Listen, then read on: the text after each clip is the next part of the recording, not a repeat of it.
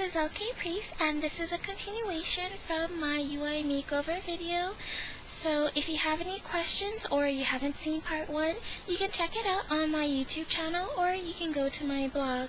But for now, we're going to go over some of the additional add-ons that I've used as well as configurations. It did take me a few days and quite a bit of help, so hopefully my video helps you out too.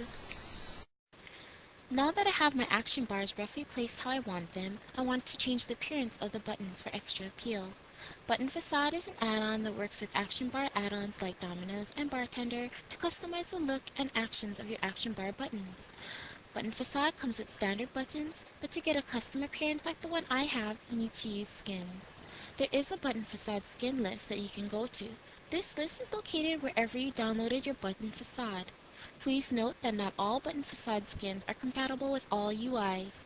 If you do have a UI conflict, chances are it might be Button Facade. However, whether you choose to use a custom skin or the standard Blizzard buttons, you can always adjust the color as desired. To install Button Facade skins, simply install it like you would any other add-on. You do not need to save the skins to your Button Facade folder or write in the path. The one I'm using is called Renatre, and it comes with several styles, which I like. Another great add-on is Pt2. This moves the tooltip window as well as adds additional information about your target. To do, simply click on Anchor and the Pt2 anchor will appear. You can then move it where you want to. If I want to hide my tooltips during combat, I can also do so. And selecting Backdrop will allow me to change the background textures and borders of my tooltip box. I can even use the textures that I installed from my KG panels. One thing I love about this add-on is its ability to show me the buffs of what I mouse over, gear score, health, talents, who they are targeting, and any other information I want to see displayed at a glance. Now that we've changed the appearance of our buttons to something more custom, I want an even cleaner look but don't want to get rid of all my buttons. In part 1 of my UI makeover, you saw me use dominoes to set up my action bars and place them how I want. But another powerful use of dominoes is to fade out action bar buttons so you don't see them unless you want to. To do this, you open up your dominoes menu and click on Configure. You can then go to the Fade Opacity menu and move the slider to 0. The buttons will disappear from your UI and reappear only when you mouse over them. This helps to cut down the clutter so you only see what you want to see. Another invaluable add-on I use is Mixed Scrolling Battle Text. One of the main reasons why I decided to go with this particular add-on is because of its notification abilities. In this case, I wanted to be notified when Cinder Ghost's Mystic Buffet is dropped from line of sight, so I added that in as a trigger.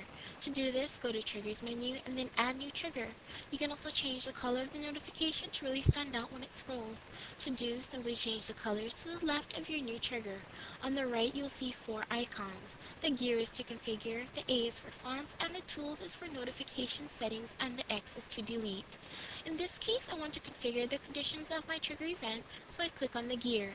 Since I want this notification to show for all classes that I play, I leave the trigger classes set at all classes.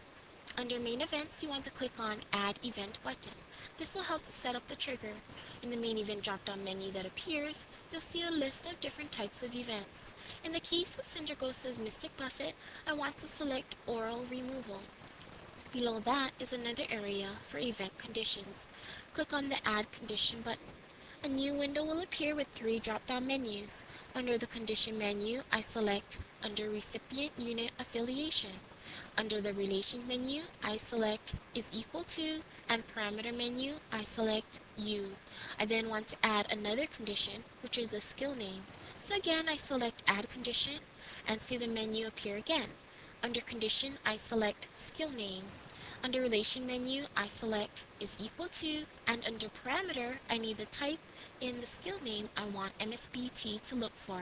In this case, it is Mystic Buffet. You want to spell it out exactly as it appears in order for it to work. Now, if I want my font to stand out as it flashes by, you click on the A or Font button in the icon shown to the right. Here, you can adjust the size, style of the font. Now, the Tool button lets you adjust the way the trigger is displayed. So here you can change the name, scroll area, or even add a sound. You can also opt to have it sticky or not. Sticky means it will stay on the area for a little while longer, while other text scrolls through. Whether you want this or not is your preference. You can also add an icon by simply typing, say, like the spell that you might use for this. So for example, if I wanted to display a power word shield icon, type it in the icon skill field. Now, configuring mixed scrolling battle text how I want is a little complicated, so ask one of our resident pros. Rio, one of my guildies, has helped me immensely with setting this up. This add-on is powerful enough to even act as a boss mod, and is faster than most mods out there. Rio also cautioned that MSBT is very powerful, and you get a lot of information scrolling through the screen, so really think what information you want scrolling through. For example, you want to know how your healing or DPS went? Well, you can always go to Recount, select yourself, and in details you can see the various spells you cast and what the amounts were.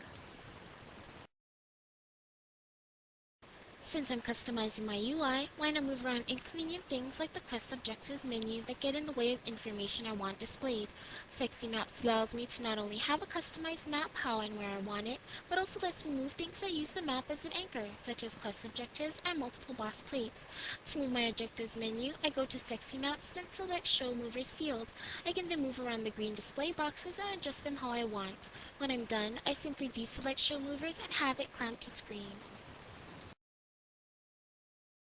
Now this is a basic test of my UI. As you can see, I move things around to better suit my needs.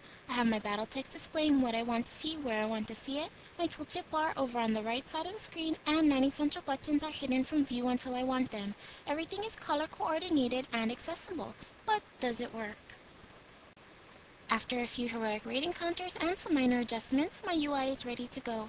This is heroic Sarfang, and as you can see, I can easily fit 7 groups on my healbot panel. So I don't need to see my tooltips so much, I move my Omen threat meter where I display my tooltips. The objectives menu is out of the way on the left side of the screen, and only essential buttons are displayed. MSBT notifies me when my CDs are ready. My UI is clean, functional, and ready to go. My only major adjustment was switching specs, so be sure to have your UI ready to go for both dual specs. Well, that's it for today. My UI is all ready and good to go.